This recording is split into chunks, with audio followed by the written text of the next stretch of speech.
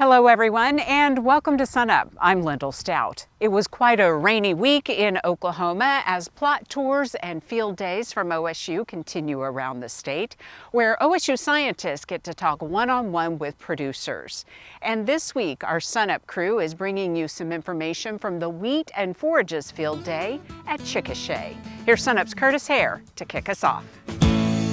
Thanks, Lyndall. And Sunup viewers, we are joined now by Marty New, our Southwest area livestock specialist. And Marty, wouldn't be a field day without it being a little bit cold and, of course, a bunch of storms kind of moving through, pushing us inside. But today you did get a chance to speak to some producers. So talk a little bit about what you were talking about today. Okay, this year we initiated a seeding rate study to see if on a forage production basis. Basically, from a cattleman standpoint, if we increase the seeding rate in our wheat fields, does that produce us more forage, or how it's going to affect the forage growth in a dual purpose or dual operation setting? And that's one thing that's great about the Chickasha Field Day is that it is the wheat and forage field day. So what were some of the questions that producers were asking about the seeding rates? Well, they were asking, how did our climate affect it, which, when that study was initiated in October, it was very dry, and throughout the study, we only had 11 inches of rain on that study. So we think, that obviously had an impact on it as well. But also the difference we used two different varieties and how the maturity level of those varieties affected it through the research that we were collecting throughout the study. What was the varieties? We used Green Hammer and Scab Striker.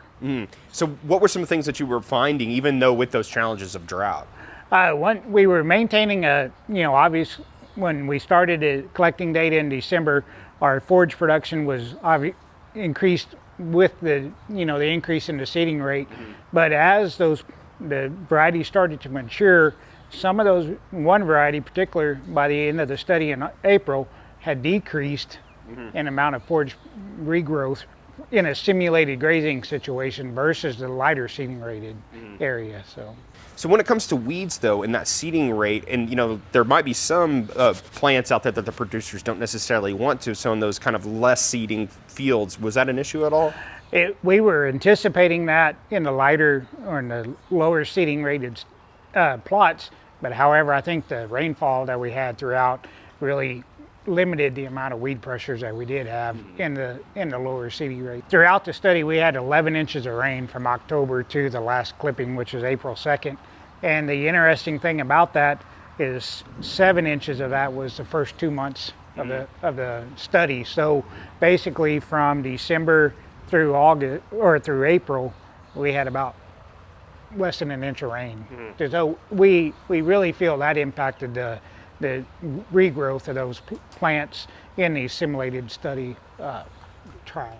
And granted, these simulated trials, this is 1 year, 1 calendar year, growing year, and obviously things are going to change from year to year. So what are you anticipating or expecting for different years when you're with these variety trials? Right. Our goal is to have this same trial or similar type study next year and really add more to it to stimulate more grazing opportunities and be able to measure the pounds of beef that maybe we can increase our stocking rates for these producers that's in a stocker operation setting, particularly for Southwest Oklahoma. That's what we really like about this research station is it really gives a representation of Southwest Oklahoma, and we can really collect a lot of good data and then hopefully throw the economic factors into it to see the end returns and if it's worth adding increasing the seeding rate and the impact that may have as well.